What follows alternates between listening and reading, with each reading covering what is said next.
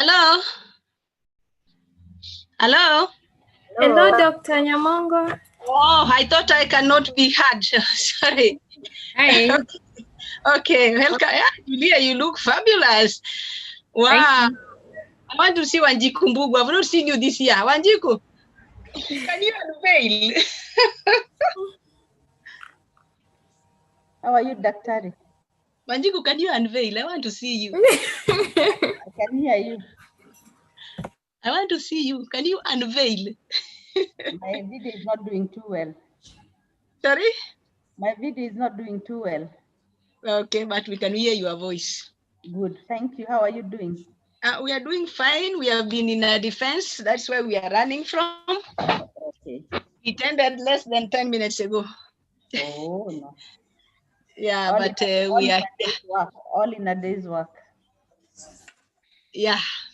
We know how to do what? How to multitask. Yes. How to multitask, yes. So we are waiting for several other people to join us. We are waiting for Professor Kabira. We were in a meeting with her. We were together in a meeting. So she will be joining us soon. Then we start by 3:10, around 3:10 we shall start. Now I can see you. Why are you saying that your video is not good? Because it will go off. You see what it does? It comes I can see you. Well, it's fine. It comes and goes, yeah. It is making technical appearances. No, it is an erratic connection. Oh, really? Yeah, like now you see I came on and then went off. It mutes itself video-wise. Oh, but I'm going to work on it. I'm going to work on it. You better work on it because Professor will always say, I want to see her. But I'm not seeing her. Maybe she hasn't come. No, she's coming. We were together actually. Maybe okay. I should call her. I should call her and find out where she is. Yeah. But we were in a meeting. We just finished the meeting.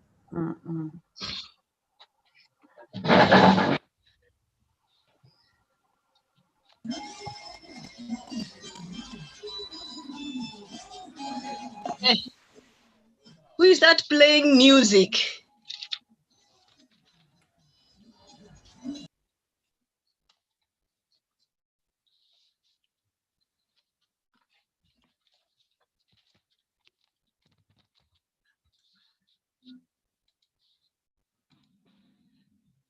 Has Pascalia joined us? Professor is here and I'm saying she's not around. Yes, I've joined you, Dr. Grace, with the name Dominic. Hey, okay. I was wondering who is this? I didn't know of this student. Oh, good. Oh, great. How is Dominic, by the way? He's doing fine. Oh, that's great. Yeah. Okay. Send our greetings. I will. And my video is not so good. If I open, you'll not hear me clearly. So just... No, don't worry. Don't worry. With this is digital. So long as you are there, we can hear your voice. And it will not be Dominic. It will be Pascalia. That is good enough. Wow. Yeah. Okay. So now, and I have...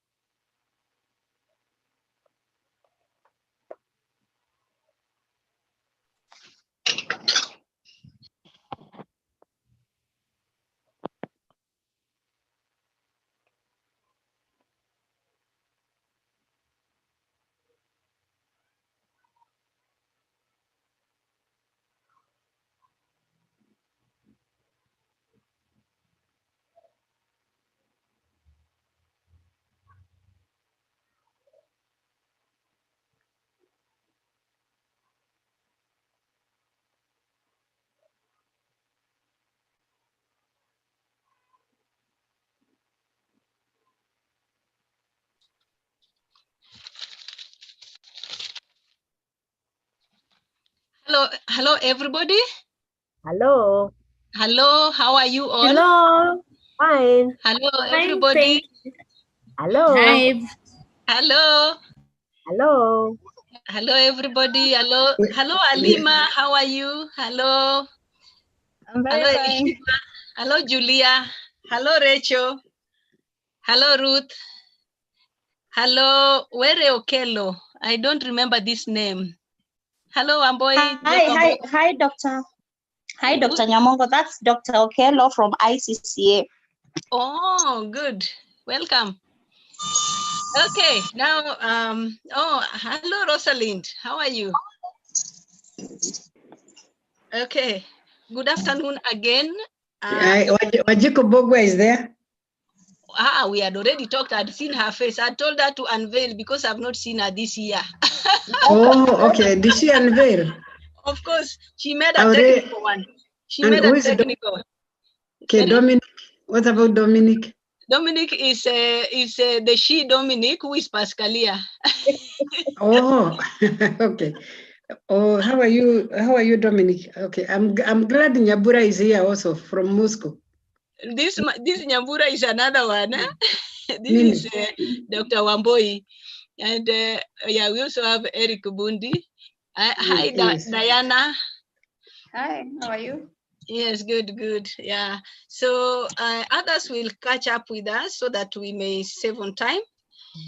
I want to welcome you to this event, which we thought is very important, and most so very important to us as AWSC.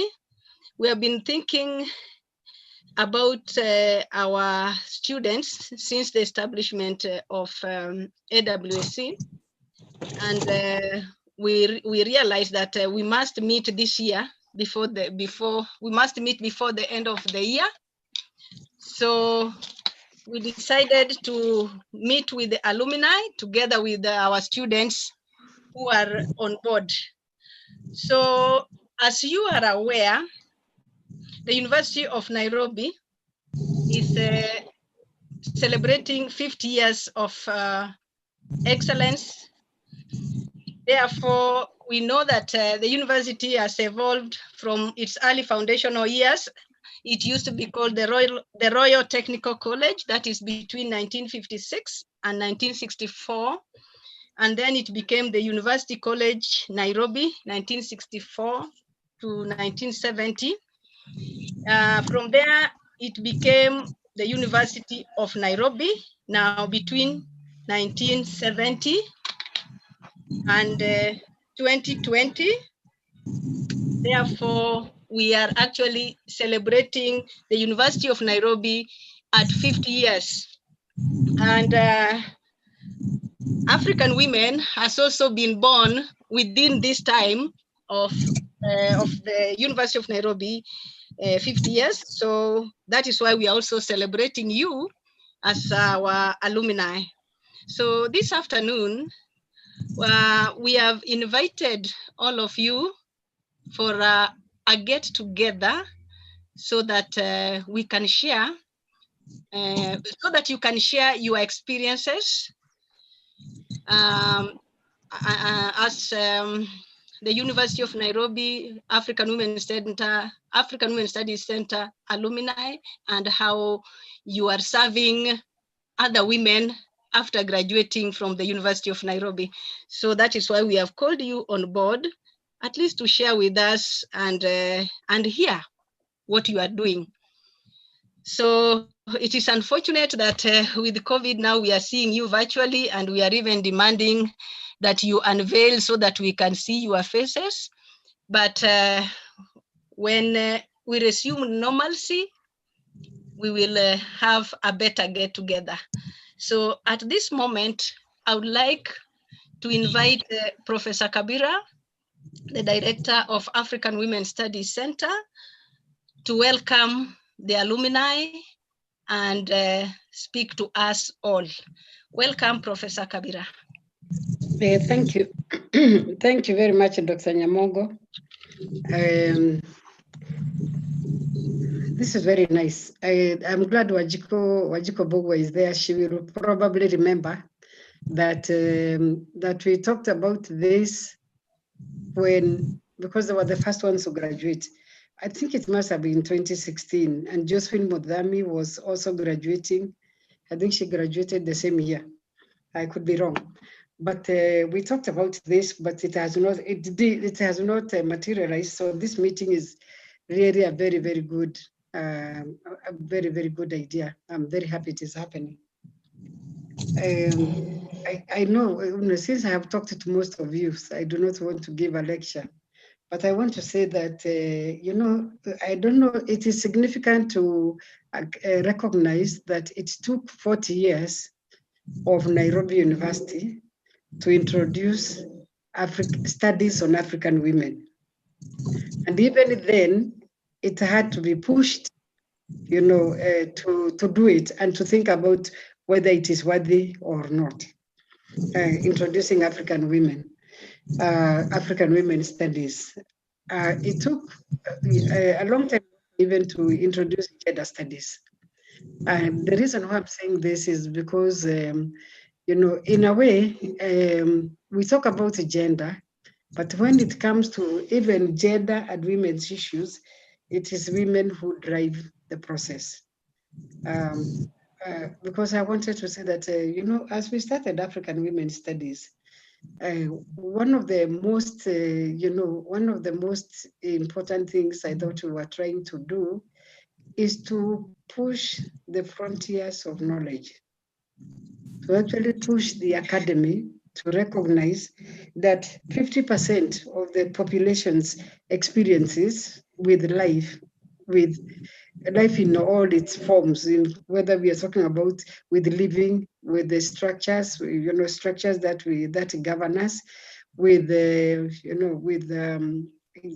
different ways of living, whether it is political, social, cultural, etc., that the academy has left out those perspectives. And it's not, and it has become a culture. It is a culture. And those of us who have been doing PhD program understand what we are talking about. And I'm sure also the master students, that the issue of women's studies, the issue of bringing women to the academy is as difficult as trying to get the 2/3 gender rule through parliament, which you must be aware of, where it took almost 20 years to struggle for it to get into the constitution. It gets into the constitution and the parliamentarians remove some of the provisions to make it impractical, unimplementable. And the same parliament, then when they are told that you are illegal because of this by the Chief Justice, and they claim to be, to abide by, to be ruled by, if you like, by law, and so on, to follow the law. They decide that through BBI, instead of responding, instead of responding to this,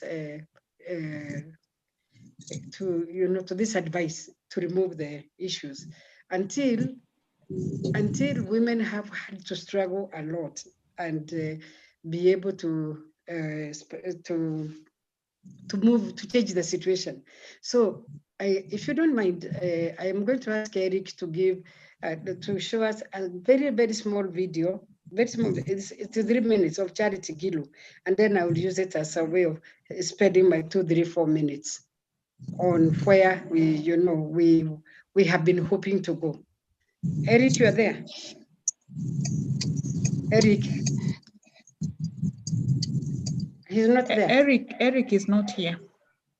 Oh, he has gone? Yeah, seems he is. Let Okay. me call him. No, it's okay. Ruth, you can upload it. You can upload it. The video. Mm. Eric hasn't sent. Let's look for Eric. No, it's also in my email. Okay, let me check. Yes, so it is. Yeah. So as she's doing it, I wanted to say, yeah. Eric is there. Oh, you are doing it. You pay. I'm present. Okay, can you upload the Charity Gilu's Peana hiyo video. nimelipa kupatia receipt na makaratasi. Okay, I'm uploading it. Okay, thank you.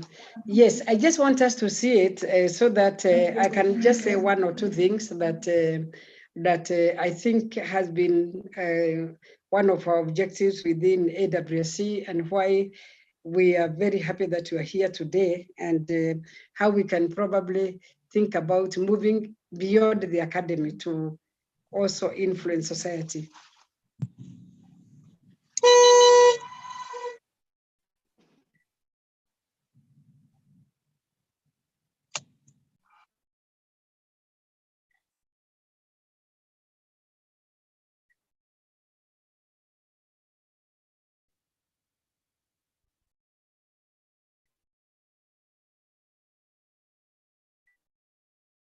We can't hear Eric. There's no sound, Eric.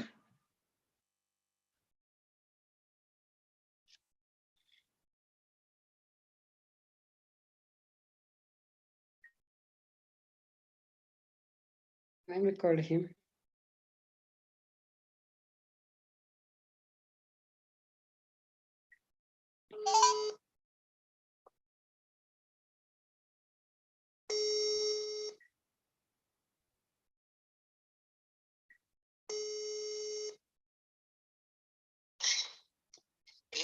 There is no sound. Oh, there is sound from my side. Let me check again.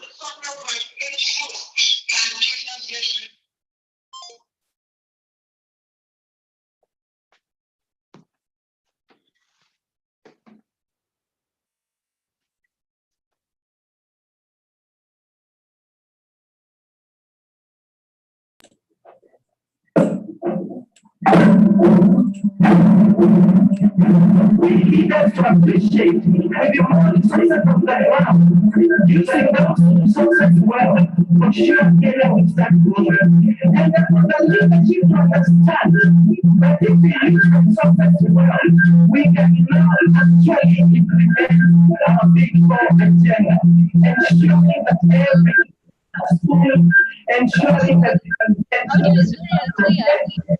ensuring that we can manufacture and the leadership to sell our goods both in the country and outside the country. Small coming from leaders, it does not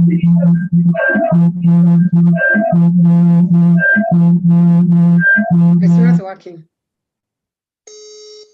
Place in this country. Let us get every Kenyan working for what they believe we believe in. Your Excellency, appreciate for we leaders to appreciate with the more resources on the ground, using those resources well, for sure Kenya will start growing. And then for the leadership to understand that if we use the resources well, we can now actually implement our Big Four agenda, ensuring that every Kenyan has food, ensuring that we can get universal health care, ensuring that we can manufacture, and the leadership to sell our goods, both in the country and outside the country. Small handouts. Small handouts coming from leaders has no place in this country. Let us get every Kenyan working for what they believe we believe in. Your Excellency, having said that, first and foremost, I also want to insist that these resources must make sure that Kenyans get better health care, that women can get water into their kitchens, that we can have food on the table. For me, that is the basic needs that we have fought for many years. Your Excellency, National Assembly issue of two-third gender rule has not been addressed in this proposed constitution. Remember, there is a serious threat of Chief Justice Maraga that we must have the two-third gender rule. And when they say that, it is not others, it is we women who are targeted. Your Excellency, the 7 depositions that will be given to the National Assembly, then put it there that they will all of them go to women, all of them, without exception. Your Excellency, you know, I wear two hats. I'm a party leader, and I'm also a woman, and I'm a governor, and you're the one governor you didn't even call. So let me take 3 minutes. Your Excellency, finally, the executive is very silent. We know those positions up there, it is easy and we know it can happen. But watu wakae pahali, now they will do always what they do. We want those 5 positions to ensure there is a two-third gender who apply. Your Excellency, it is said, and it must be said all the time. Where 2 or 3 are gathered to make policy decisions, there's got to be gender rule applied. I want to thank you. God bless Kenya. Thank you. The reason why I said we played that video, it has nothing to do with either supporting or not supporting BBI. I played that because I believe that the spirit of AWSC is not just to push the frontiers of knowledge into academia, but also to push the frontiers of knowledge, competency, independence, you know, to women outside the academia, and particularly in their different leadership roles. If you look at you know, this video, you can tell that you know, Gilu has no apologies about being a woman, and that is one of the things that we learn from. I'm saying she hasn't come to our class, but I think she has learned through life. She has worked with women's movement for a very long time, and she has learned that you don't lose by, you know, confessing that you are a woman, and without apologizing that you are doing gender, not women. And I'm saying this because I think the spirit of the African Women Studies Center is, one, to change our own societies so that we become more egalitarian, we become more sympathetic to other people, including you know, those who are poor, you know, in different ways. It is about transforming our societies, and we have talked about this.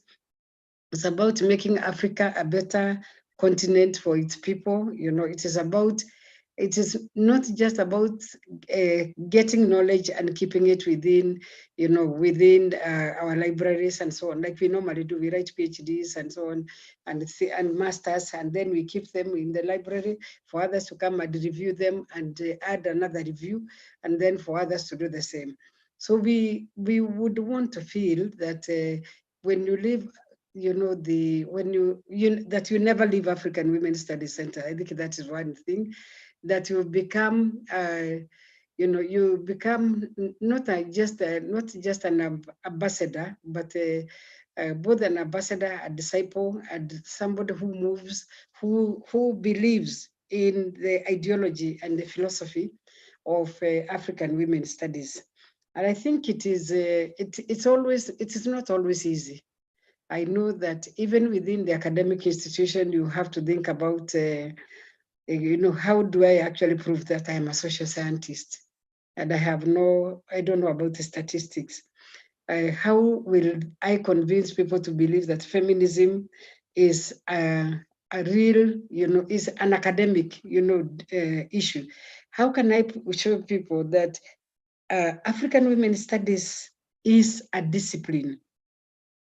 And this is going to happen. Like I've said before, it is the first one in Africa, and therefore you are pioneers not only in Nairobi University, but in the whole country and in the whole region.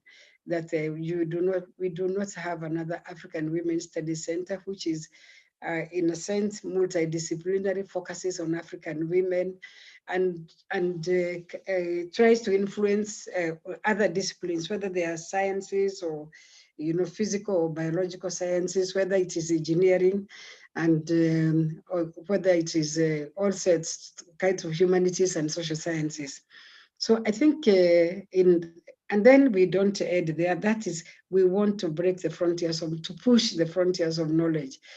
But the other day, one of my colleagues told me that, I am a gender expert and I have submitted a paper on economics, but it is not on gender. I said, it cannot be a good paper.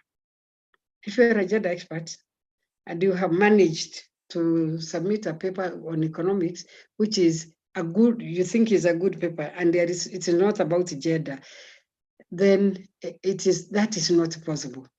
So, and I think I would say the same about every one of us who is here. If, if Pascalia says, yes, I am doing my work, on peace or on health or community mobilization, so I'm not doing gender, then I would say, please go back to school, because you cannot do community development without gender. So whatever you are doing is, and without women, not even gender. Yesterday I presented a paper, and after the presentation, the PS said, we must go back to, we need to, to talk about men and women and their role and so on. And I said, I said to myself, I think it's okay to talk about men and women, but that has also been used to alienate, to actually cover the women's movement and the feminist movement, which is a much more radical philosophy than gender. So these are some of the things that I believe they are very, very important for us. And I can say for sure that with many of us, I think with many of us working in various disciplines, including those of you who have completed, that we can find ways, and I think that's why I'm very happy about this first meeting for the alumni.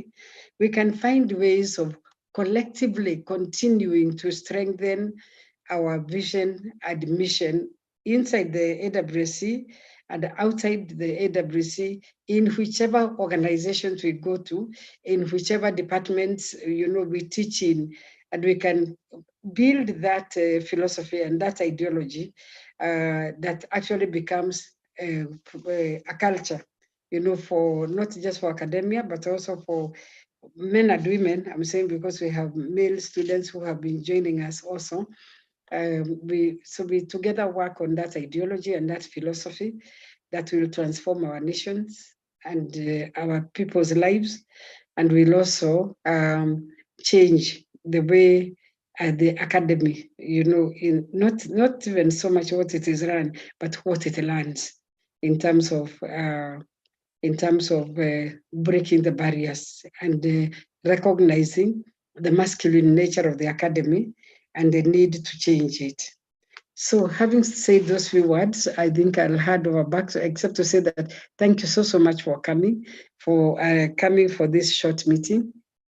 And we'll be very happy to continue the same conversations, even if it is once or twice a year, so that we become a movement that can actually change many things in this country and within the region.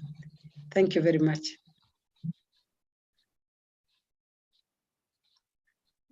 Wow, Professor, can we clap for Professor, surely?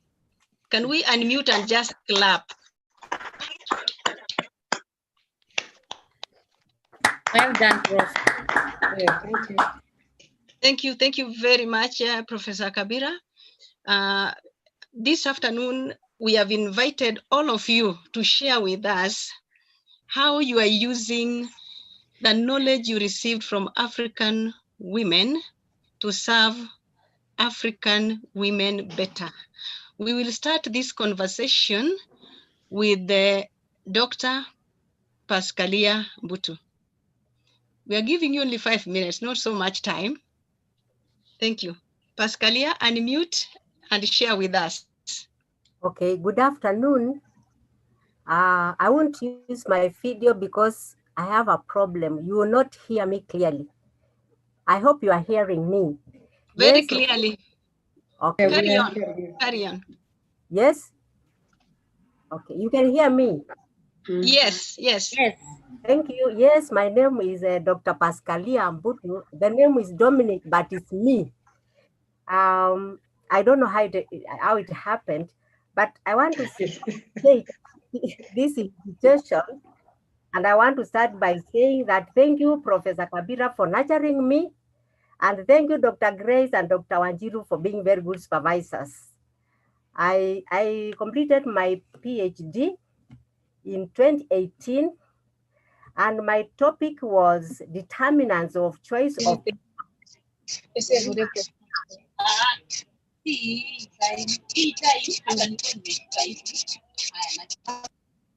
Okay, fine.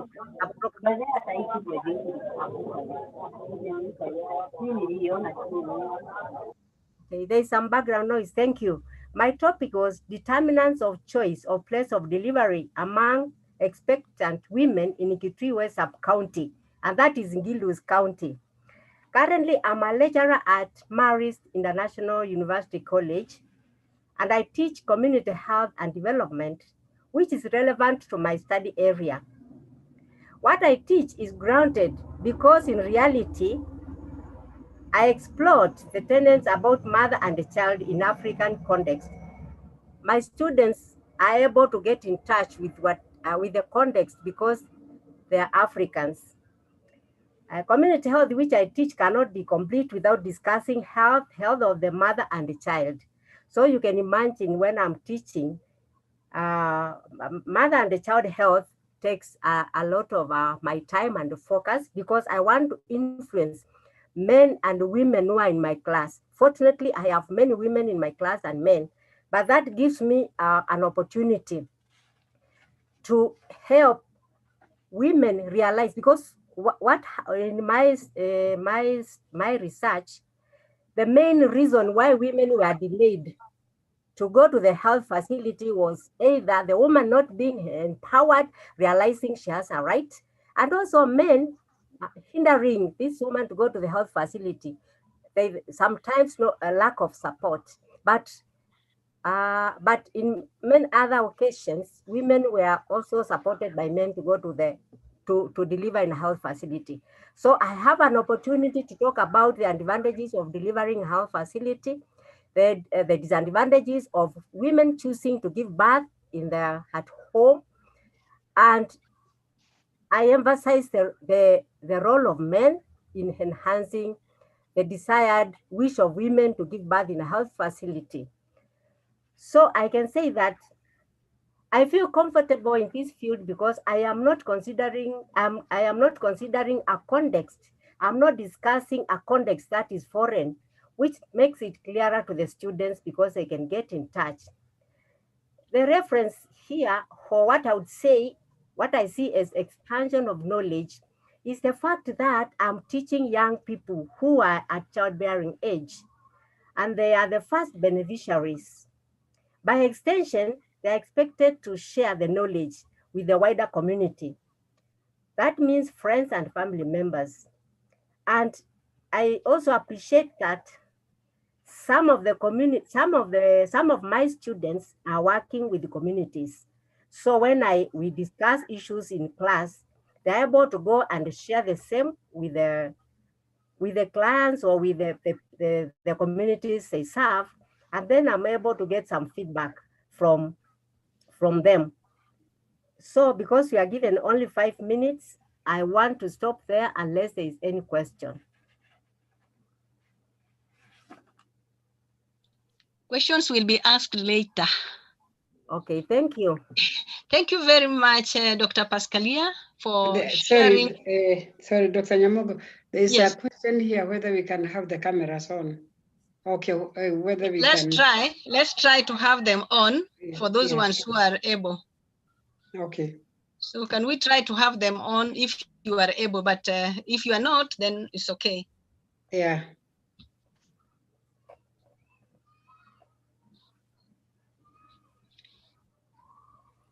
Julia Chege. Next is Julia Chege.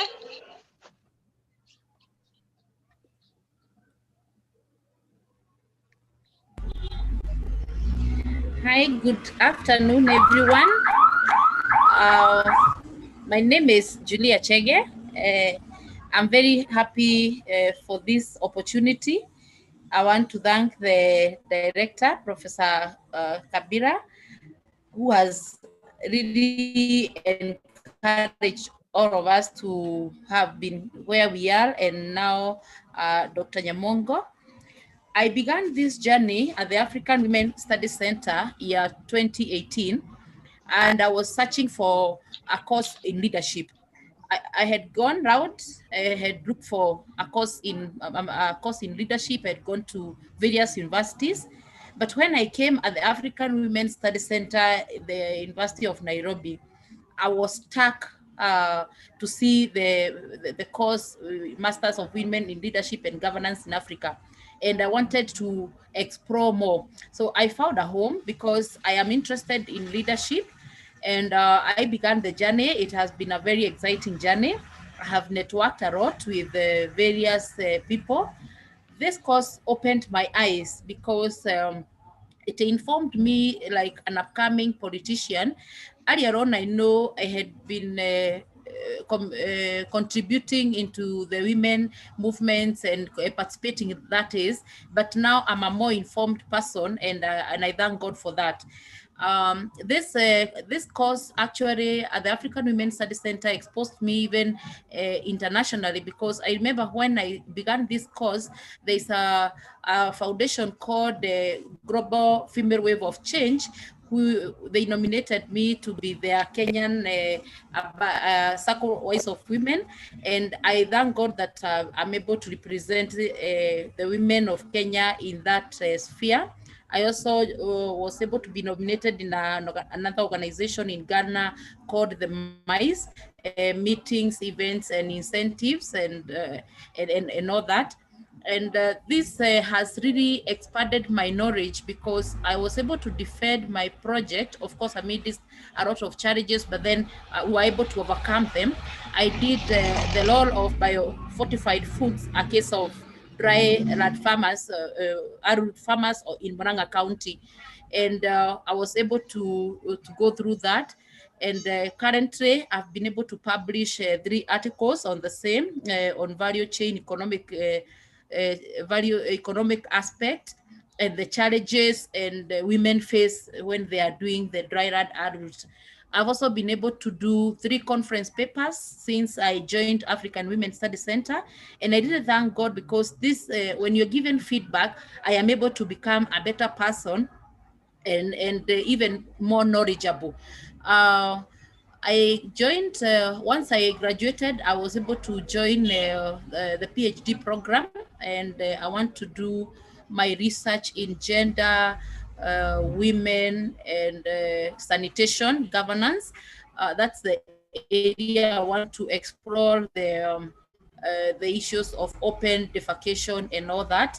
And I hope this center is going to have many more of these seminars, of more conferences, so that you can be able to exchange more ideas and be able to learn from one another. I've also made very many friends and colleagues, and I'm a better manager where I work. I'm a better entrepreneur, and I'm a better upcoming leader in this country. I do not want to call myself a politician, because that is not what I am. I am a woman leader, and I'll be able to employ all the aspects of leadership that I've learned. Lastly, I got an opportunity to be able to participate from the onset of a book that we actually wrote together with Professor Kabira and another group of women, expanding women's territory in leadership and nurturing the nation, a guide to women leadership. So those are my highlights, and I can go on. I'm sure my time is up, and once we get another opportunity, I'll be able to share more, because there are quite a lot of things that I've learned at the African Women Study Center. Thank you. Thank you so much, Julia. You didn't tell us that after studying at African Women Study Center, you were inspired to do your PhD, and now you are our PhD student. Yes, I did say that. I have joined a PhD program. Yes. Thank you. Okay, thank you very much. Next is Ruth Waicha.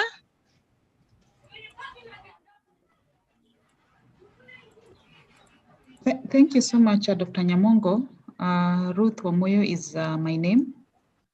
Allow me not to put the video on, but to to state that I am glad to be in this forum where we are launching the AWSC Alumni, and glad to be one of them.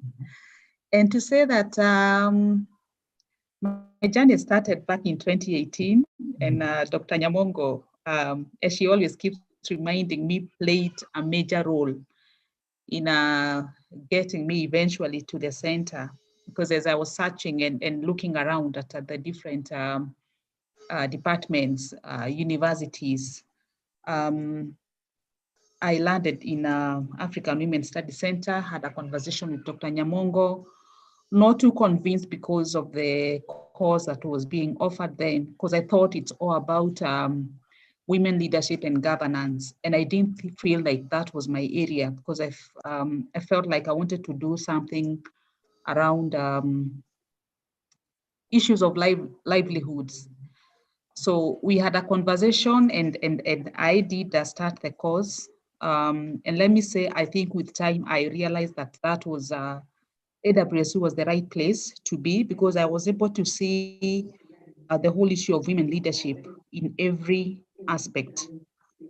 One of the thing that happened, I think, while undertaking my studies is just being able to be comfortable with the word feminism, because for me it was a word there that a majority of women will not be comfortable with, owing to what we think. I think it's misrepresentation of what feminism is, and to know that I actually became comfortable knowing that we are where we are.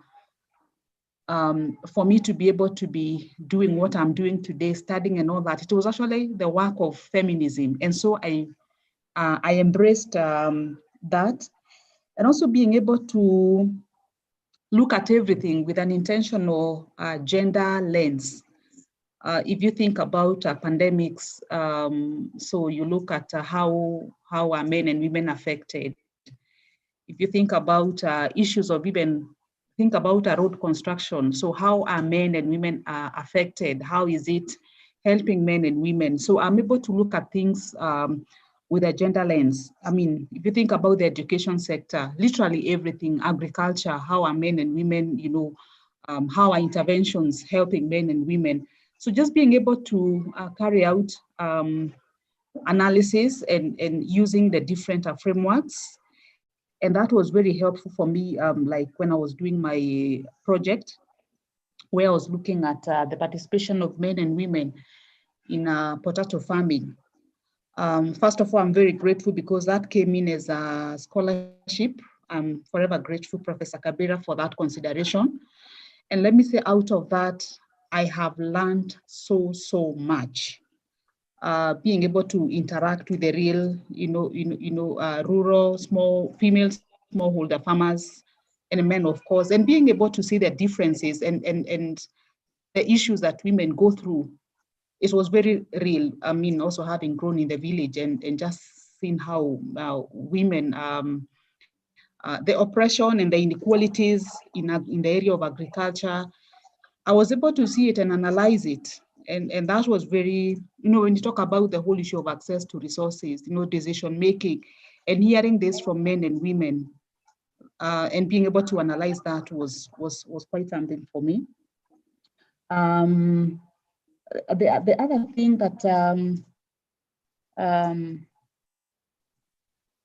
one of the things that I realized, I think, during my studies was my project was, while yes, we have women have mostly been on the receiving end, the oppression, the patriarchy and all that. I think just being able to see how women are able to overcome these inequalities and being able to apply Sarah Longwe's framework and seeing, they may not be many, but after interventions, you can see the beginning of women to be involved in decision making and how they are fighting patriarchy, how they are overcoming these barriers. Being able to see it live and to hear it from women was quite a highlight for me. That actually you can begin with women who are at a very disadvantaged stage, but work with them and see the results of these interventions and women being able to overcome these inequalities. So those are some of my highlights at the center. So what has also happened is that I've been able to join the PhD class from September, and also take part, and again, I'm very grateful, Professor Kabira, to be able to be part of the Women's Economic Empowerment Hub that we've been working on for quite a couple of months, and to see it coming to fruition is quite a highlight. So thank you for the invite, and I look forward to more forums where we can engage more and even get to know each other more, especially the past students and even the current ones. Thank you so much. Thank you so much, Ruth, for sharing with us. I would like to break the sequence and invite Elishiba Musengeti. We have been grilling her since morning, and I'm sure she has requested to share with us before she leaves. So Elishiba, karibu sana.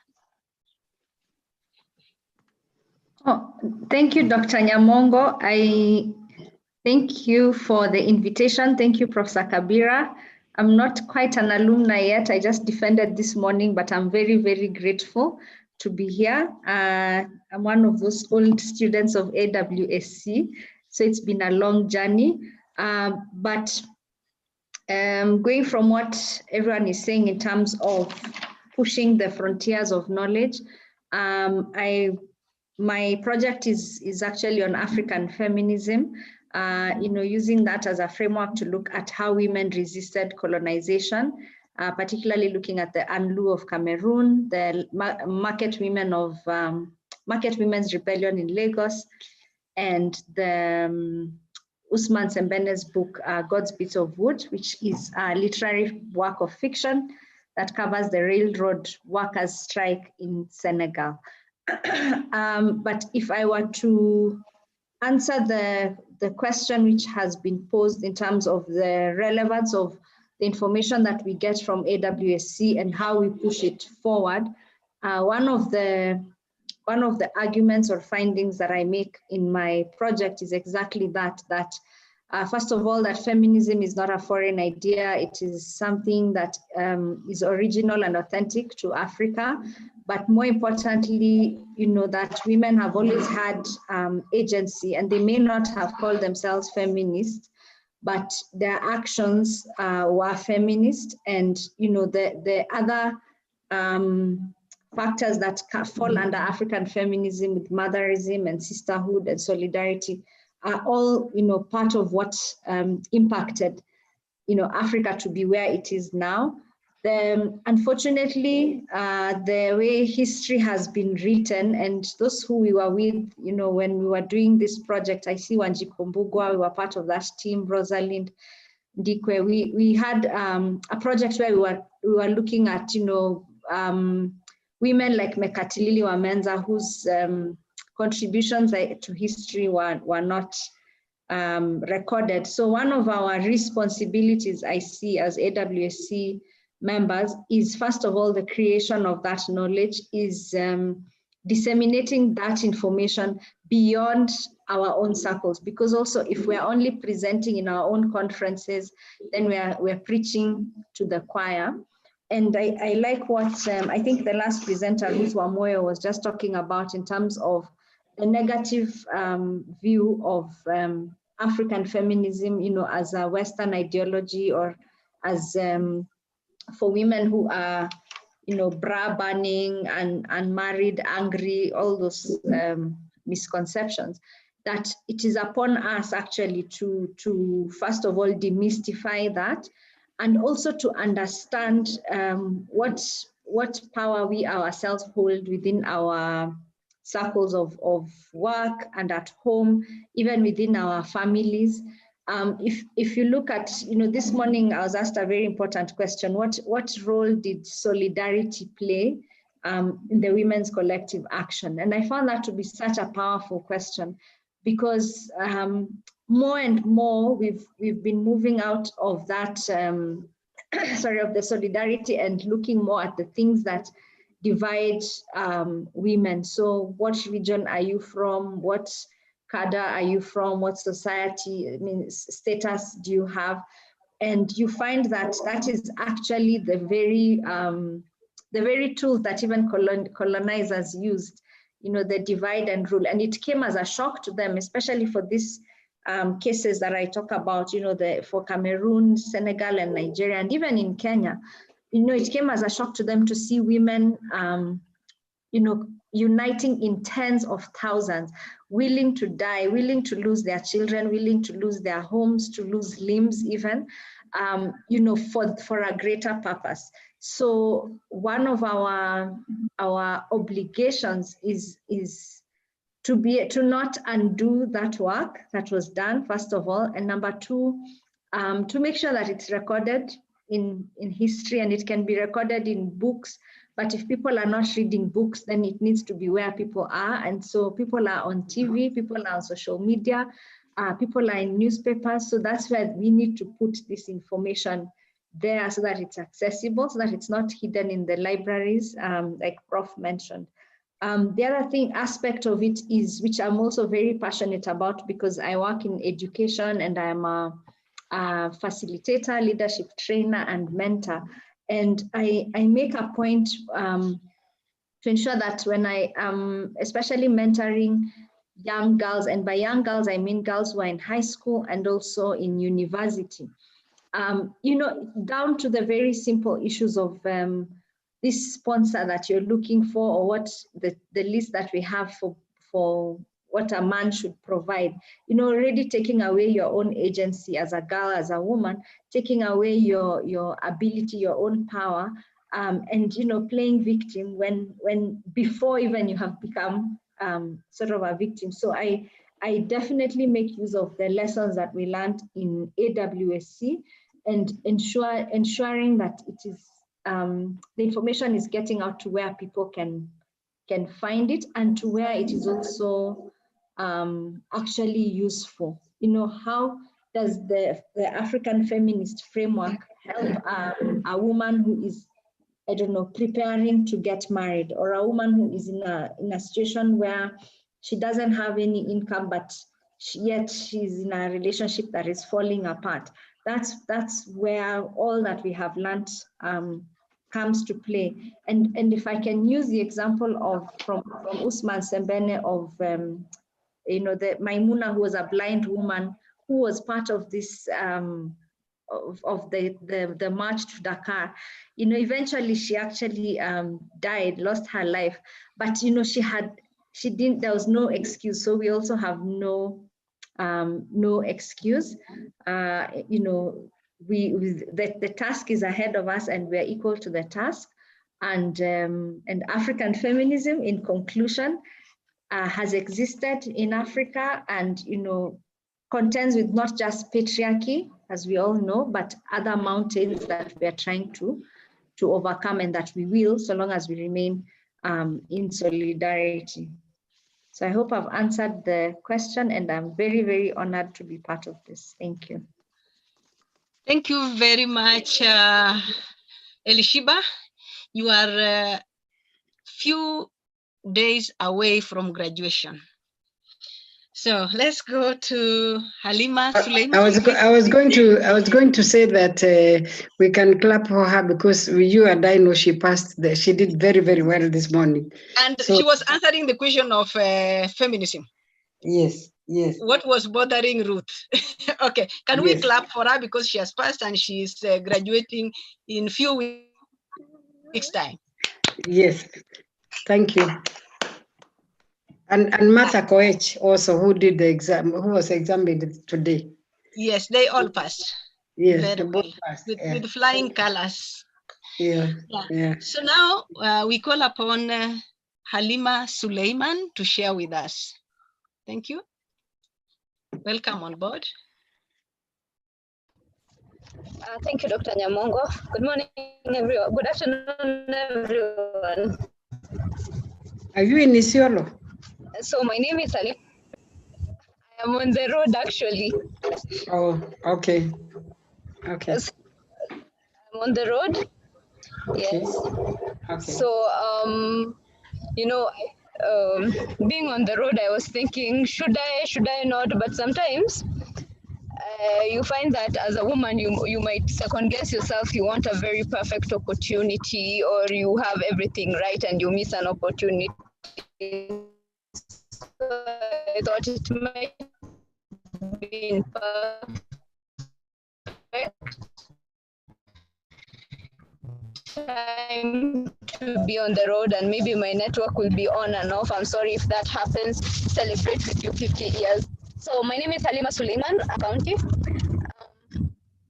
I am also an alumni of African Women's Study Center, and I really would like to appreciate what African Women's Study Center has done for me, and especially in all the things that I've learned. And I'm going to be very specific about the areas that I've learned, and especially because I deal mostly with policies and interventions that affect women in the county, mainstreaming of gender issues in the county. So I'm going to speak on several respects that I've learned when I was in the African Women's Study Center, and this is through my by then lecturer, Madam Professor Wanjiru Kabira. So the analysis of county budget or for gender responsiveness. That is one thing, the gender responsiveness of budgets that we learned in classroom that I tend to use right now, mostly to analyze the county gender and see just how much has been allocated, not just allocated, but even the expenditures that has been used in gender. On the issues of gender. Then I'm also part of a team that is looking to address the issues of acute malnutrition, the intersection of youth, women, and social dynamics, and acute malnutrition. So, then analysis of this intervention. So what intervention has been put in place in respect to the African woman's culture and the place in society? Because you see, nutritional programs may look at some aspect and miss looking at the African woman and what the culture she subscribes to.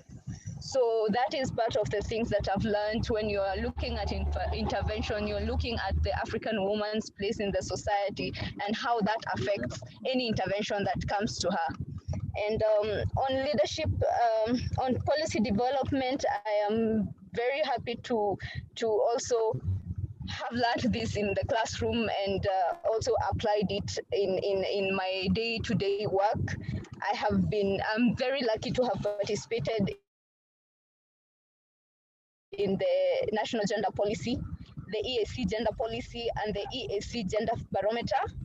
I also am in the draft team that did the Isiolo Gender Policy, and it has passed at the cabinet level. Now it is going to be assented at the assembly. So that is also part of the policies that I've been through, and that has been what has been applied from what I learned in classroom and now. And Prof, also one thing I would like to appreciate, and it is something that I've learned in when I was undertaking my master's at the center, is the regional and international instruments of governance that we learned. I'm sorry if I'm in a noisy place. I'm still on the road, but I hope you can hear me clearly. Yeah? No, we can hear you.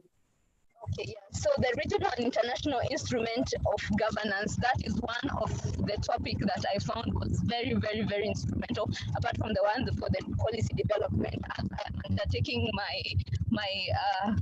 I'm in my career as a gender specialist and a gender director for the Isiolo County. On the issue of leadership, for women, the aspect of leadership, we always tend to second guess ourselves. We always have this imposter syndrome. We always think because we always feel like maybe we are less deserving of a leadership position because of 1, 2, 3. We want to appear perfect. We are more criticized on our mistake as opposed to a male making a mistake, or even we criticize ourselves more.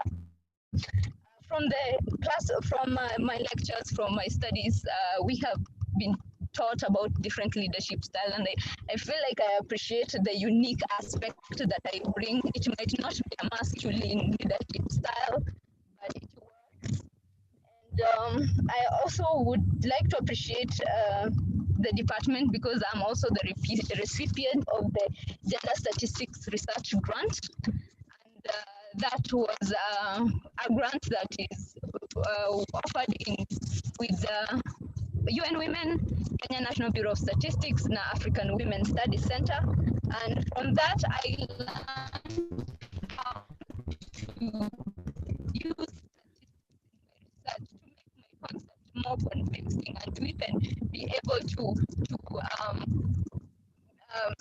convince the county to allocate more budget to our department, and so that we can be able to touch on all aspects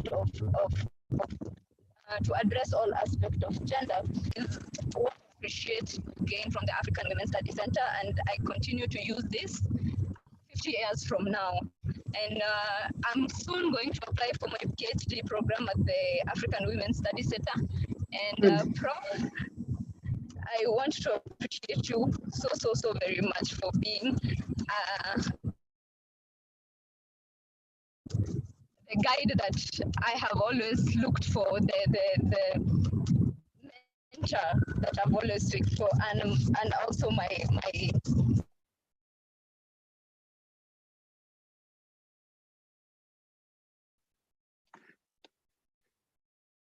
looks like she has gone almost close to Isiolo. She's traveling to Nairobi. Or to Nairobi? Yes. Dr. Nyamongo, thank you so much, and I am honored to be part of this program. Thank you. Oh, good. Hello. Hello. Well, yes. Hello. Hello, Alima. We didn't get the last sentence. We lost you. You are concluding. We didn't get your last sentence. Oh, I just said I'm very honored to be part of this team that is celebrating 50 years of you. And, yes. And thank you so much. Thank you. Thank you very much, Halima. Thank you, Halima. This is great because I know what it means when you are traveling and then you are online with all the contours and so on and so forth. But that is a sign of commitment and that you love the center. Thank you very much for sharing with us. Now I would like to invite Rosalind Ndikwe. Rosalind?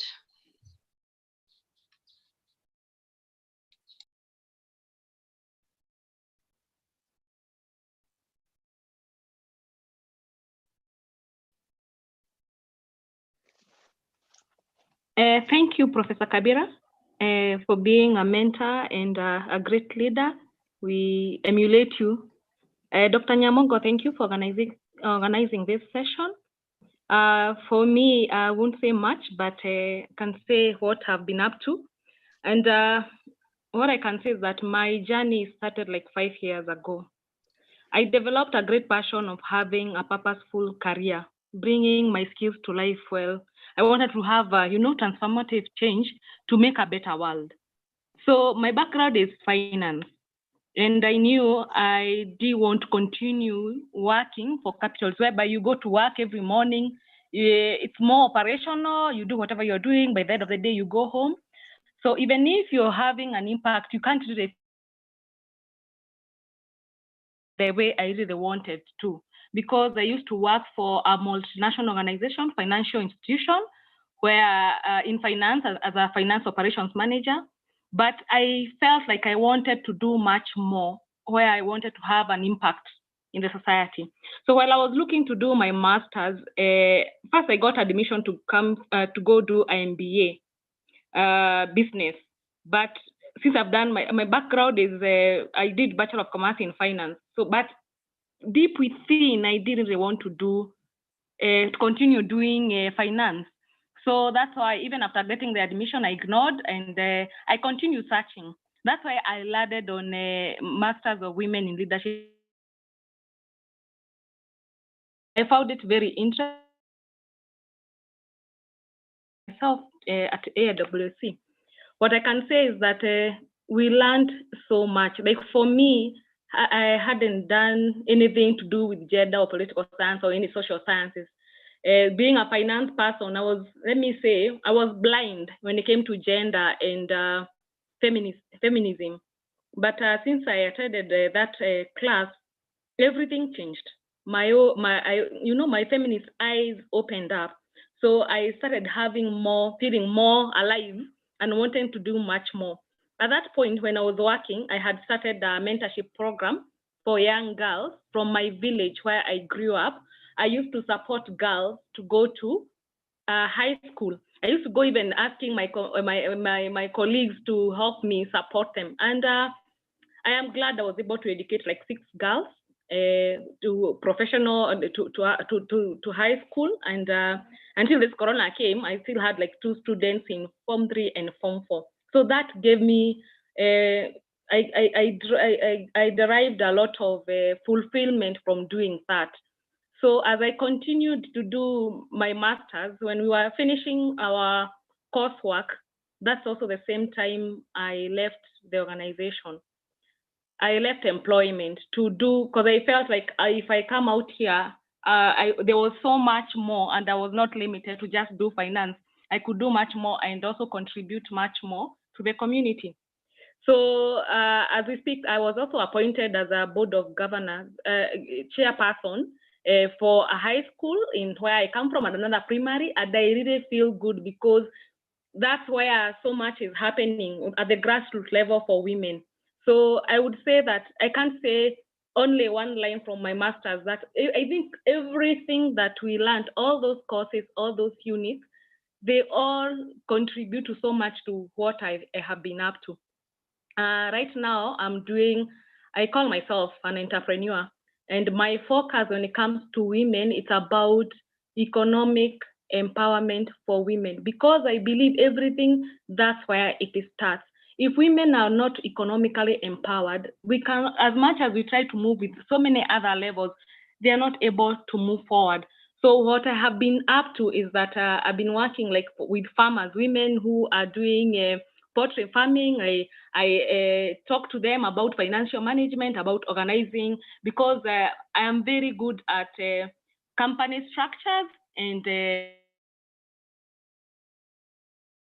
controls and compliance, so that even financial, that's what I've been trying to teach them, because I've read so much and I realized that most women businesses, they don't really go far, especially small scale, small scale businesses. They start at some point, they suffer because, first of all, there's so many challenges, especially accessing finance and also finance management. So that's one course that I've really been trying to talk to women who are, but specifically the women who are in poultry farming, so that they can continue increasing their productivity and growing as well.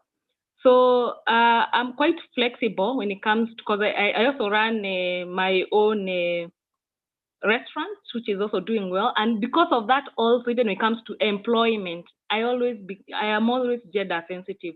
Like, I look for women to work with. I don't ignore men, but if I have a position and there is a woman and a man, I find myself favoring women more. So I would say that the course has been very, very impactful in my life, especially. And like, even as I look to do more on women economic empowerment, I think I continue, even there are sometimes even I go back to the notes and I refer to them, and it has really helped me with that. So I would want to say thank you so much, even for this session that we have come together. If we can come and, we call it synergy, because we are in different sections and we can do much more to continue helping women to grow and to move forward. Thank you. Wow, thank you very much, Rosalind. We want to see you in class next year. In our class.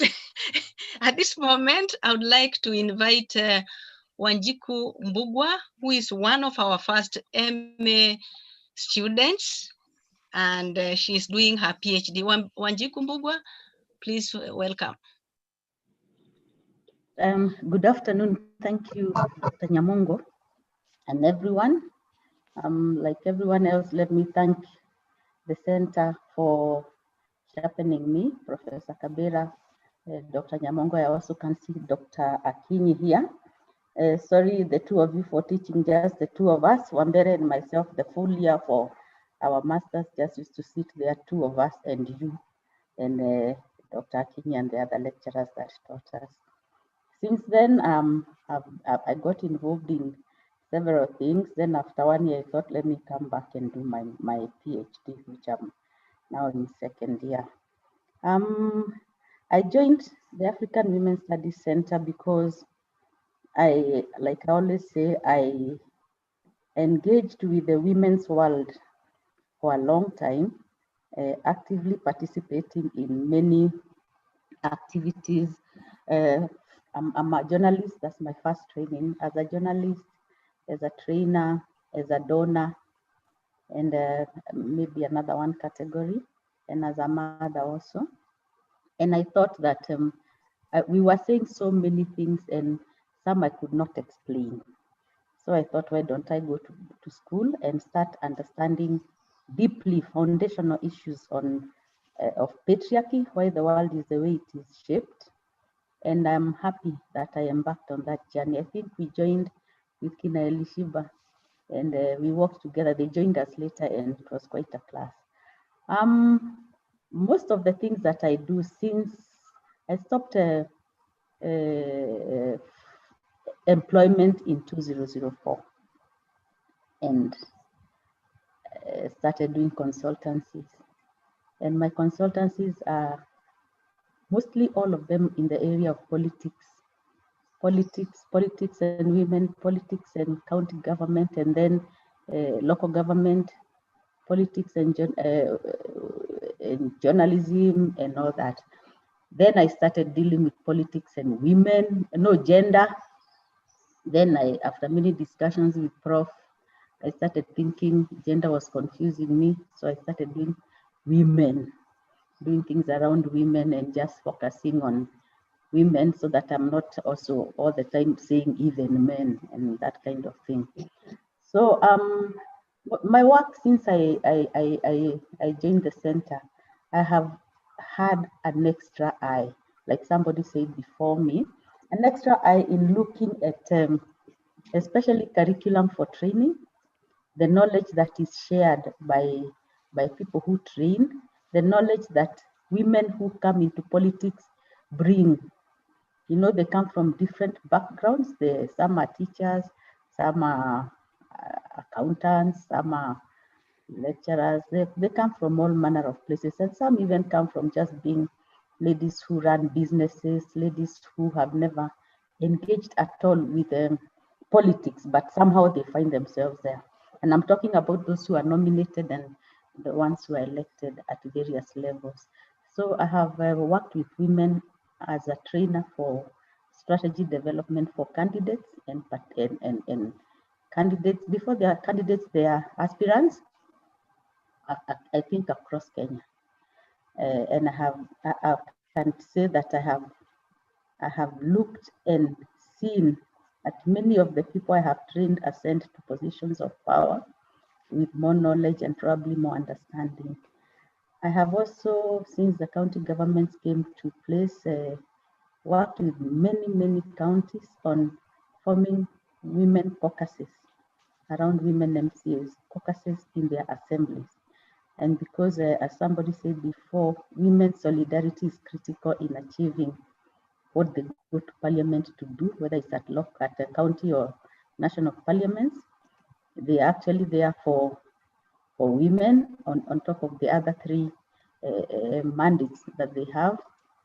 And therefore, we have been establishing caucuses and strategizing with them on how to run them and how to, again, navigate the political terrain in the assembly, where it's very difficult because many of you know women at county assemblies are called bonga points.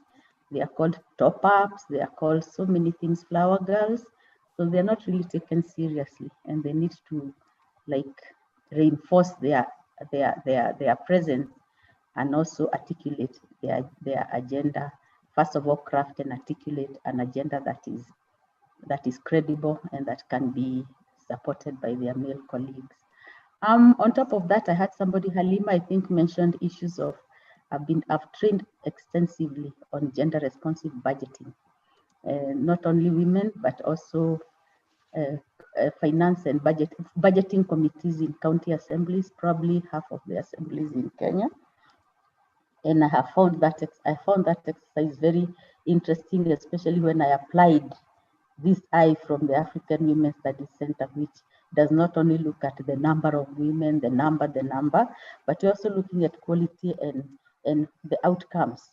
After you have done budgets, you have given women money, what happens in society? And the people who are doing the budgets, how aware are they? And I can tell you they are not aware. Even the women themselves were not aware. I don't know whether they are much better now. Apart from that, I run a very new organization called a Leadership Powerhouse, where because of the PhD work I'm doing, which is basically on feminist leadership and feminist epistemology and women's leadership, and exploring the knowledge women bring to leadership and how it impacts on their performance and basically how they navigate the work that they have been given. I'm focusing on the women who have been in parliament since the promulgation of the constitution until 2020. And during my work, I have looked at the knowledge women have, even if probably they were left alone in parliament, they will still face very stiff environment that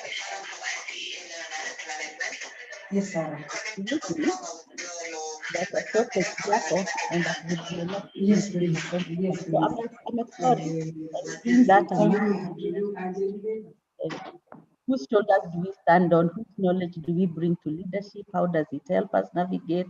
Are we going to succeed? And as we've always been asked by Dr. Nkatha Kabera, is actually what is disturbing me. And my disturbance has been that when women go to parliament, they are told they are not performing. Everybody asks, what are these women doing now in parliament? That's my disturbance. So I'm trying to explain or think hard and do research on why they are not seen to be performing. At the Leadership House, I'm now mentoring and tutoring people probably one-on-one. If you want to run for politics, I've done a book called Running to Win and others, and I'm trying to now work with individuals as well as small groups on if you want to navigate politics, if you want to run for a political office, what do you need to know? How do you prepare? How do you navigate? How do you navigate political parties which are very, very, very dicey for women? That's basically what I've been doing, and I can tell you, like I tell Prof all the time, I'm so glad that I came to the African Women Studies Center because I'm starting. I have seen the reasons that I was looking for, the explanations I was looking for. For example, we feel very confident saying Aristotle was not even a great philosopher. We have looked at Socrates, who are pervasive in almost all disciplines, and we can say they actually were not the philosophers people think they were. We can say that confidently on this platform and actually in other platforms and defend it. I think I stopped there. If anybody wants to be trained on running for political office, please see me hapo kwa chats. Thank you very much, Dr. Nyamongo, for organizing this, and we look forward to interacting more. I can see many people are not here, many of our alumni. We look forward to maybe when COVID is over to interacting physically. Thank you very much. That is true. We are just brainstorming. We are just brainstorming. We really pray that everything comes to normalcy so that we can meet physically. Yeah. Now the next person is Edina Lenku. Edina Lenku sent an apology. She told me that she's somewhere where there is no network, but sent me her message to share with you. So if you allow me, I can read it on her behalf. So she says, as a graduate from AWSC, I continue to feel the family effect to the department. I'm in touch with my lecturers and classmates here and there. All of them contributed to who I am as an AWSC alumni. Through the knowledge I got, my leadership skills and confidence level went a notch higher compared to before joining the department. I am a focused African lady who listens to the voice of fellow ladies and help them solve their issues because I know the rights of women, both in the Constitution, stroke policies, at a county, national, and international level. I have participated in 3 policy forums, that is FGM, nutrition, and gender policies in my county. I felt good giving ideas that considered the vulnerables and more so the rural woman who can not reach urban, nor even write. I have done mentorship here and there for the youth, where I take them through the policies and encourage them to focus on their education. For the love of our department, I have done several referrals of my friends to study the same course. It is unless we act and speak out that our voices are heard. And therefore, I am a proud alumni of AWSC, trying to shape our continent through reaching out to others. And then she signs Edna M10/5550/2017. Edna has already graduated. And when you see the pictures, she was actually giving a conference paper last year. So it is true that Edna has referred several students to our program. Even currently, actually 2 months ago, she referred 2 students to join our MA program. And when we spoke last evening, she asked me whether I have seen another one whom she referred to us this week. So I'm yet to make a follow-up to find out where she is. So those are words from Edna Lenku. And as you know, she's the First Lady of Kajiado. So thank you very much. Thank you. So that is Edna speaking. Okay, thank you very much. And I would like to invite John. I don't know whether he's here with us or he didn't join. I'm not seeing him. If John is not around, since Ati is with us, Ati, if you like to share with us, with us some of your experiences, you are welcome on board.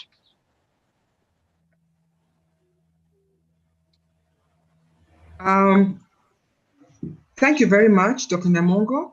I feel like Timothy, who was the youngest disciple, since I haven't graduated. Congratulations to Martha and Ishiba on a job well done. Hope to join you there very soon. Thank you, Professor Kabira, for just the leadership that you have had in this department. I am still doing my project, soon to be PhD, hopefully next year. I wanted to just mention just one point. I have learned so much since I've been in this department. Knowledge is power. And in just listening to the other women's experiences and in learning about, it's learning about myself. It's been very empowering. I am a mentor. I mentor a lot of high school, secondary girls. And I find that we have given them the narrative in the textbooks and what they get on social media that is foreign to African women. And it's an opportunity that I didn't have as a girl in high school. We were reading Mills and Boons and hoping that those things would happen. And you know, now that when I talk to these girls about and mentor them about their body so that they're not being body shamed, about taking pride in themselves and who they are, because naturally, if you work, if you empower their minds, we won't have the sponsor problem. You know, we won't have the kind of society we have today. And I feel very strongly that we have to start at that level. We have very good leaders in parliament, and I'm hoping that the more of us that go out there from this center and empower the youth in what an African woman leader should be, and equipping them. I'm not saying the ones that are there are not equipped, but if you start from the baseline, they will turn out to be leaders who are already, you know, that's already in the DNA. They'll accept nothing but, you know, equality. They'll expect nothing but fairness. So, you know, so with that, the African, I believe even African, the leaders, the women leaders in parliament should, we should find a way to make sure that the pro bono, they can even get a short course, you know, on this center, just to know, to remind them why they're there, you know, so that we don't think party lines, we don't think BBI, we think women and having enough representation for women in this country. With that, my take home today will be really to think about what is disturbing me and what I am doing about what is disturbing me. Thank you. Wow. Thank you very much. Thank you. What is disturbing you is to belong to African Women Studies Center. You must be there and you are in the right place. Thank you. Thank you. Yeah. You see how beautiful they are? That is how beautiful you look when you are at the African Women Studies Center. Yes, may I hand over this session to Aurelia? Yes. Thank you, Professor. Thank you for moderating this meeting. And thank you, Professor Kabira, for your presentation and for the guests for your remarks and experiences. Before we continue, is there anyone who'd like to make comments or highlight questions or anything for that matter? Already, you didn't tell them who you are. Oh, my name is Aurelia Adhiambo. I am a master's student. I'm taking the African Women Entrepreneurship course, and I'm really glad to be here today. I am totally fully for the gender equality. I believe that women... Aurelia, Professor Kabira will insist that you show your face. So can you do that? Oh, okay. I'm sorry. Yes. Here I am. My name is Aurelia Adhiambo. I am a master's student at the African Women Entrepreneurship, and I'm really glad to be here today. I think it's very important to appreciate what the center has done and coming this far, and we are going even further. And it's very refreshing and very encouraging to hear the experiences of our alumni. Before we proceed, is there anyone who'd like to highlight anything? Any comments, questions?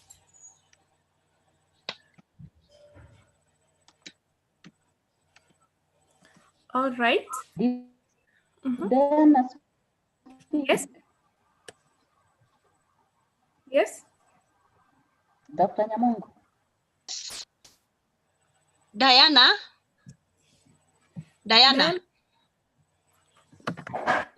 Hello? Somebody called. Diana, where are you? I can see.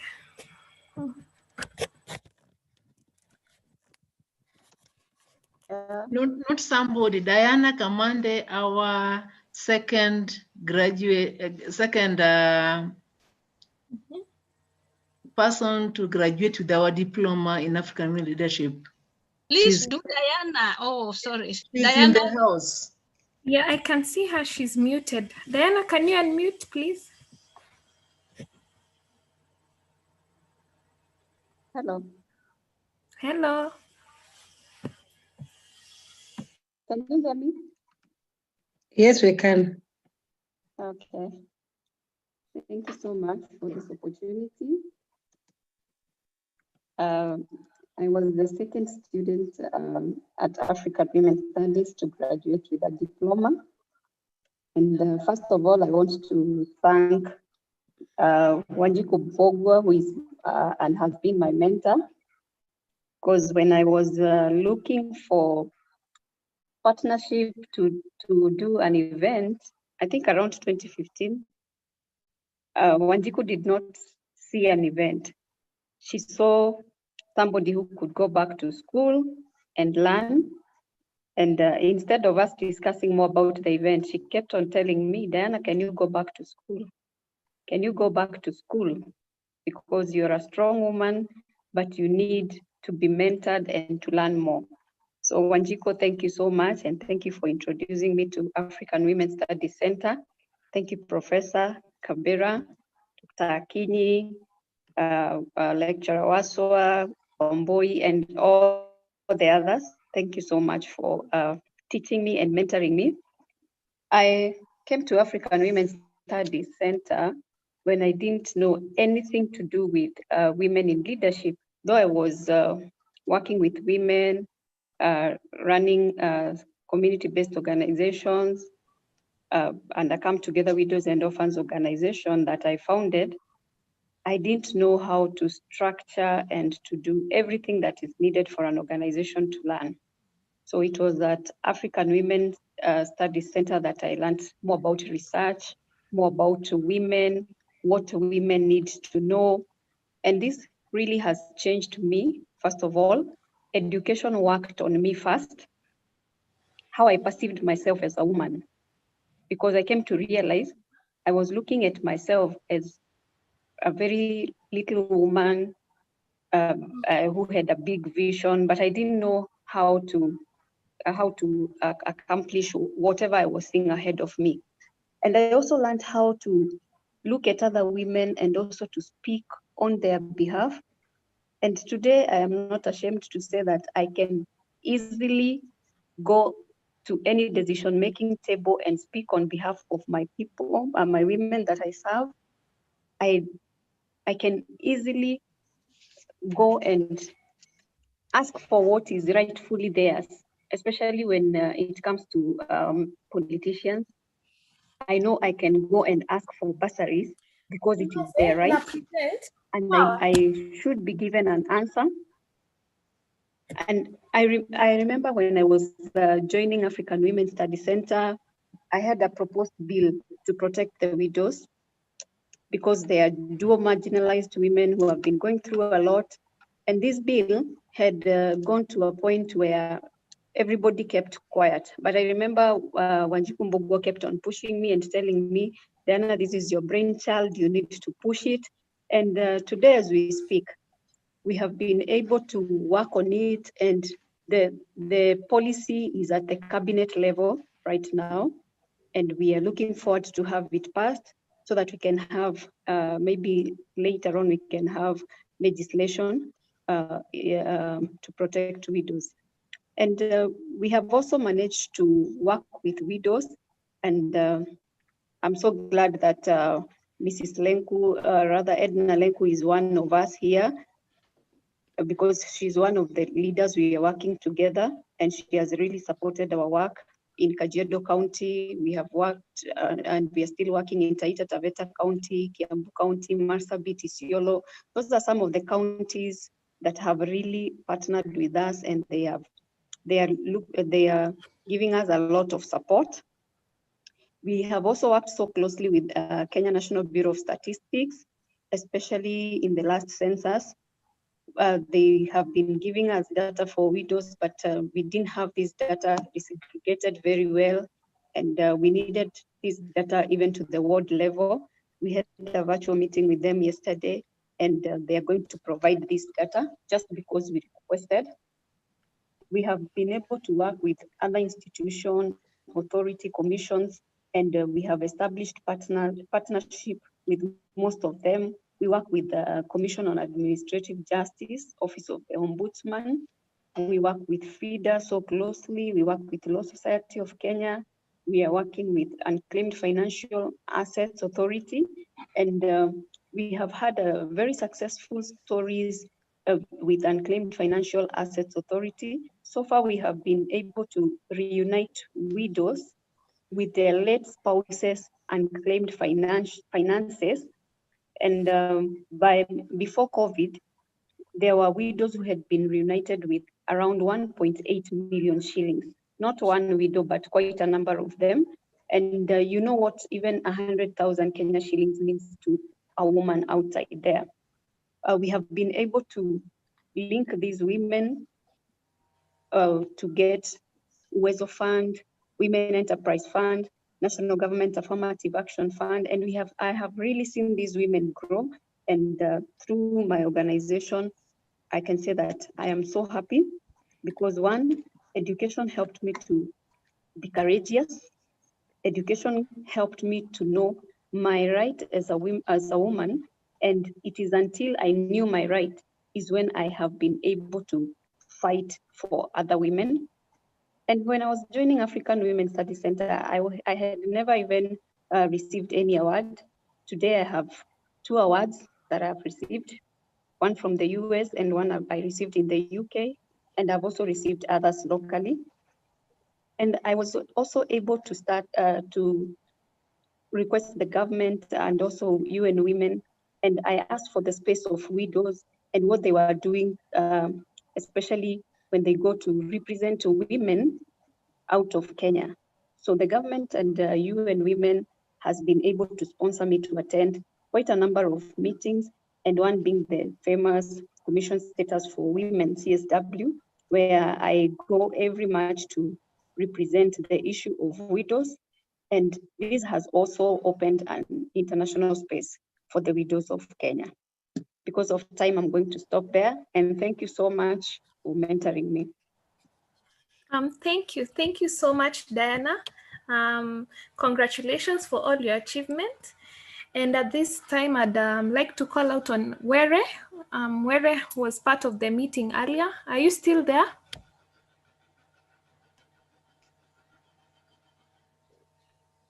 Were? I think maybe he's left. And because of time, just hold on a minute, Aurelia. I would like to thank Wanjiko Mbugwa all right, for encouraging Diana to come back to school. And you can see the fruits of your encouragement. So thank you so much, Diana, for taking that bold decision of coming to school. And please, can I also, sorry, also thank Wajiko as you finish for being the first candidate to actually come to AWSC, to AWSC, that to have faith, you know, and decide to actually to risk going into a new degree, which is not anywhere else, and believe that it's going to be a real degree like the way it is now. So having faith in us as AWSC and actually survive, there were 3. One dropped out the first, although she didn't drop out in bad faith. Her certificate could not be found in Makerere because she did Makerere such a long time ago. So she didn't get a certificate. The other one is still not completed, but Wajiko, you know, soldiered on and actually finished and joined the PhD program. So I think so we would actually consider her the first alumni. So she's number 1 in being an alumni. So we thank her for that also. Sorry, continue. Sorry, Dr. Nyamongo.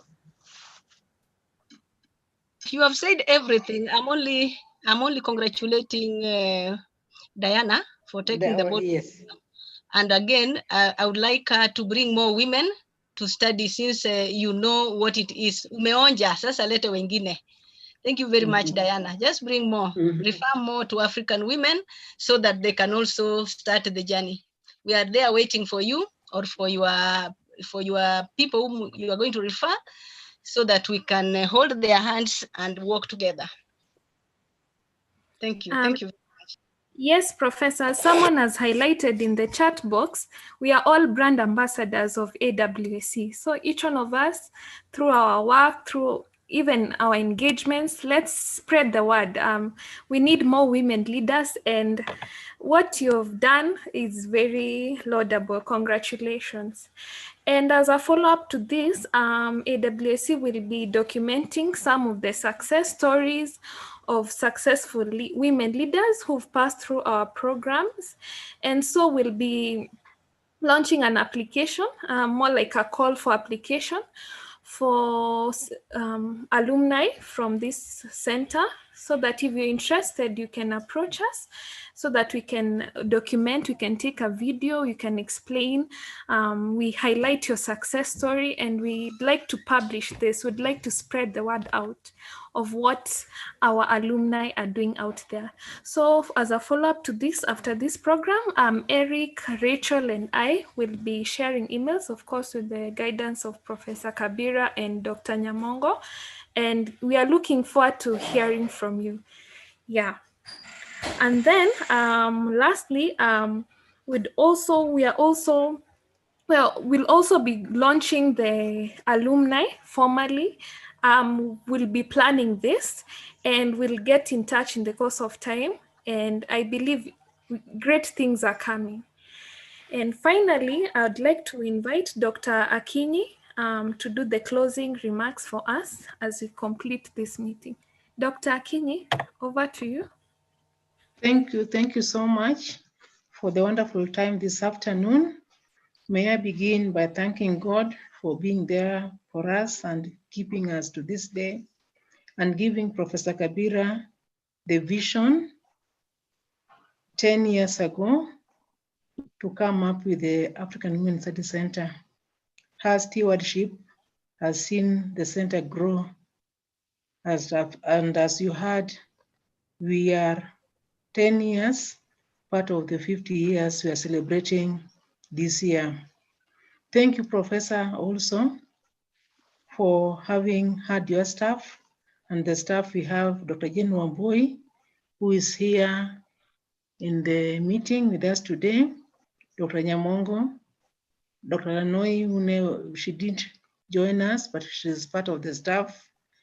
And may I also thank Waswa, Omboikanyi, Noel, and Omaitha is known to all of you. Whenever you wanted anything in the course of your study, she was there to guide you. So we thank her for that. May I also take this opportunity to thank our colleagues from other departments for helping us run these courses. You've come across Dr. Dalmaso Cheng, Dr. Nikatha, and many more, because the center is multidisciplinary, and therefore you've had a chance to meet with others from other departments too. And we thank them for being there with us to see you realize your dreams. May I also thank the alumni, and I would start with Wanjiku, Mbugwa, and Desi. These ones were our first Master of Arts in leadership to have graduated at the center. So you are our firstborns, and we cherish you very much. We remember the days when you didn't have rooms. Omboy would complain that is not fair, but I would tell her, remember, you are firstborns, and as firstborns, we don't have much but to learn with you together. And you are there with us. No rooms, with rooms and all that, but we made it until you graduated with Desi. Thank you so much, Wanjiku Mbugwa, for that resilience at the center. We also had our first diploma graduates, and that was Margaret Ouma from architecture, and she was followed by Diana Kamande. And Diana, there were two in class with Linda. Linda dropped off a bit, but I hope Diana will bring her back to class so that we finish the journey. We had started with Linda so that she also gets what you've gotten. And for your information, Diana is now doing her degree at Nazarene in peace and security. Excellent. So that is great, and we thank you for that. And we hope after your degree, you'll come back for the Masters in Women Leadership and Governance. May I also take this opportunity to thank our PhD alumni. You heard of Pascalia, she was here. She was among the first ones, but the first one to graduate was Dr. Wanjiku, and she's now part of us in teaching fraternity. So we thank her for that. And you can see openings will be there. For her to come back, it means she's having still faith in us, and we also have faith in her, and we thank her for that. And many more who have come, who have graduated. This year, we were lucky. The center was lucky. I would say lucky because we are now being branded women, women, women. But for the first time, we had the first man to graduate with his PhD at our center. And the supervisor was Professor Kabira and others from the other departments. So we thank, you can be assured that the center is growing. We are attracting not only women, but also men. And that is very great. We have also, I forgot to mention that we also had a man graduate this year with a diploma. So that is also a plus to us that we are attracting both gender. May I also take this opportunity to thank the organizers, that is Rachel Kiiru, our first, our second student to take up Masters in Entrepreneurship. She has now been joined by Aurelia. That is great. We love you for that. Keep it. And Wangari. And Wangari, yes. So they are there now. Part of the organizers, the organization was also Aurelia, whom you've heard her voice. She's part of this, the people who prepared for this today. We thank them, and that is mentorship. We know our future is secured. I'm not going to forget Eric. Eric has been there for our ICT. You can see he's playing with is showing us what African Women is all about on the screen, and has been doing it there diligently. These days with the online classes, you call him anytime, you can't log in. He's there within a minute or so, you've logged in and you are in class. We thank you for that. Yeah, he should show us Ojuang, the PhD candidates for this year. Dr. Ojuang. Okay, we are proud of you as a center. You made us who we are, and you had, like Prof has said, Wanjiku, you had faith in us, and because of you coming in, others have followed. And in mother tongue, I would say that you have soft buttocks. That is why soft buttocks. Oh. Oh, you mean just a little butter on her? Soft. No, when they are soft, it means you have a following. People, whatever you start. Oh, people follow. Yes, oh, and you can see she has attracted so many. We have continued to grow from 3 to now we talk of 10 in class, 8 in class. That is growth. So on that, I would ask you, for our alumni, please continue marketing us out there. We still need numbers for short courses. We still need numbers for diploma, Diana. We still need numbers for masters, Julia and Ndikwe. We still need PhD candidates to come. Dominic, that is Pascalia, we still need more and more so that we build it. Martha, congratulations, and Elizabeth and Elshiba for a wonderful job this afternoon.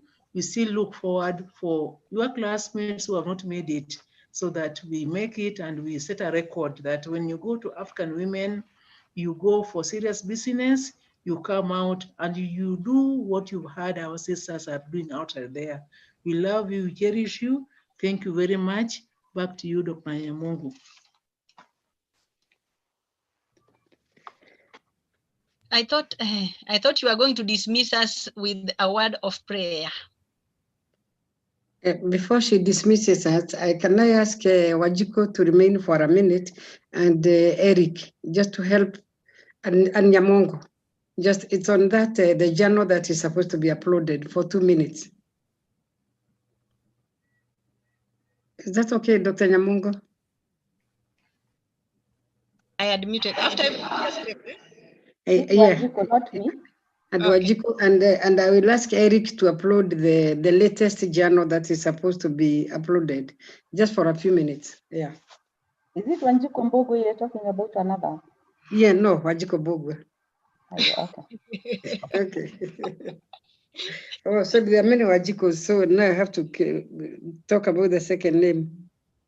Yeah, okay. Yeah, but before she prays, can I just say that, you know, any social movement begins like this, and there are writers who argue that change and fundamental change is always started by a few radical groups. They are the ones who create change, and it takes a long time. And I think we are in a very, very good position to, as a team from African Women Studies Center, to actually mobilize change in this continent, you know, on behalf and with women. So I think it's a very important thing that we are here. I want to believe that maybe we might also think about, you know, even a newsletter where we can actually talk about, you know, where we are and share, you know, information, and sometimes also share, you know, articles or things we have learned, lessons we have learned in the journey of life. And also ask, you know, send us information, send each other information, because we are working in different fields where we can say, do we have somebody in the alumni who can do 1, 2, 3, because it is coming up? Or do we have somebody in the alumni who can actually take up this scholarship? Do we have somebody in the alumni who can apply for this job? Because you know what, you know, what we are learning. I think we probably should think about that newsletter, and we can launch it, you know, probably, you know, during the 50 years next year, or, you know, together with the launch of the alumni. Thank you. So that we have something that brings us together regularly. You may be in the US, or you may be in Marsabit, or you may be anywhere, but we can always get in touch online, and we can also always communicate online. I came from University of Wisconsin, and I left there almost 40 years ago. It will be 40 years next year. I was doing my master's there. But up to today, I get the newsletter from Wisconsin. So I can tell you what is happening in my university. And these days, with online information, we don't have to say we have no money to print. We just do the newsletter, put it online, and send it by email or whichever way. And we can actually keep in touch and keep learning from each other and keep mobilizing ourselves, you know, as I said, to push the frontiers of knowledge and to promote, you know, the women's agenda across the region. Yeah, we forgot. I think we have an alumni in Malawi, and we should actually have 2 alumni from Uganda. I think we already. Okay, sorry. They are finishing, you know, from Uganda. So we must also begin expanding where our alumni, you know, are. It's very good to hear the various sectors that the ones who came here today are, and we need probably to build the data so that we catch everybody, and who, even those who don't write, because we are all also doing different things in life, at least they are able to get the information. Thank you very much. Sorry, this one, he's called Ojuang. I wanted you to see that, even we are also training even old, I don't know what to say, older men, in our PhD program. And he's a colleague at the University of Nairobi. And if you meet him now, he will only talk to you about African women epistemology. That is his song to everybody that he meets now. That we are looking at narratology and we are looking at African women's epistemology. And Ojuang, I wish he came, believes that when African studies in general seemed to die, to disappear, and he is in a department, he's in the Institute of African Studies and Gender Anthropology. He said he discovered that African studies have actually been brought to life in African women's studies. And that's when he decided to become a PhD candidate. And we are proud that he has now graduated with a PhD. He did his work in, and he's going to be a very good alumni. He's already talking about the big things we can do as African women and the publications we can do and the knowledge that we can bring to this discipline. And I think if we can convince men to become feminists, then we are also doing a very good job. Thank you. Professor, also, if I can remind you, we all alumni are invited to share their profiles so that you can update on our website. Oh, yes. Okay. So Wajiko and the team and the ones who are not here, who are going to be written to by Eric and Aurelia, can you please give us your profiles? Just one paragraph, then we can put you on our website so that people know that we know people. That we have produced people. And we have produced people. Yes, thank you very much. Okay, thank you, Eric. What did you want to say, Eric? You are a member of staff, so you can say a word. That's all, Professor. Thank you. Okay, okay, thank you. Okay. Back to you, Chair, or Akinyi, whoever is praying. Yeah. Okay. Can we pray? Dear Heavenly Father, we thank you so much for this day. We thank you so much for our center. We are celebrating 10 years. As a university, we are celebrating 50 years. Let us do so in remembrance of people who have walked ahead of us to do wonderful things worth celebrating. This afternoon, we have celebrated our alumni and those who are here with us who will be alumni soon. Dear Father, bind us with cords that cannot be broken so that the vision of this center can be realized, so that the voices of women can be heard, so that the vision of women and the desires of women can be realized in Kenya, Africa, and beyond. Dear Father, thank you for giving us a center where women can stand and look at the concerns of women, both ourselves and both of others. Dear Father, for those who did not find time to come, be with them, bless them. For all of us who are here this afternoon, be with us, bless us, and take care of us and our families as we break to our homes, guide us, and steer us ahead. Bless our professor for this vision which she had 10 years ago. And for it to have lasted for 10 years, it must have been something which was in her for more than we could know. For all this, I pray in Jesus' name. Amen. Amen. Can you sing that song you talked about, Bind Us Together? You reminded us.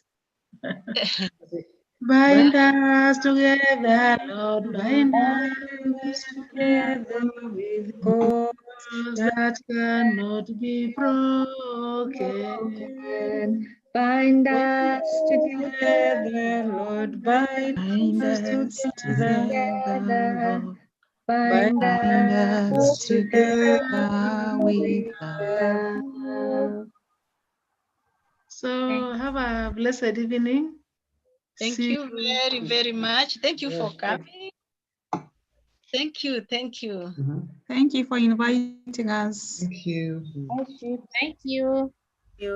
Thank you. And thank you, Eric, for thanking us many times. That is nice. Yes. Thank you very much. Okay.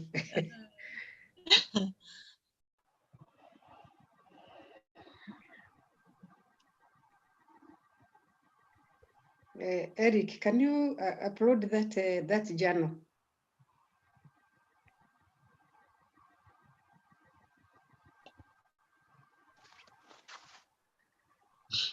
Thank you.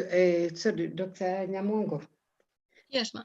I just thought Wajiko is here and we can just give her a little, something small to do for us over that journal. Did you download it, Eric? Yes, Professor, I have it. You have it, yeah. I just wanted, she's a good editor, so we can ask her to, to do, to look at it so that by weekend we upload it again. Yes. Or what do you think? Yeah, it's fine. Yes. Yeah, okay.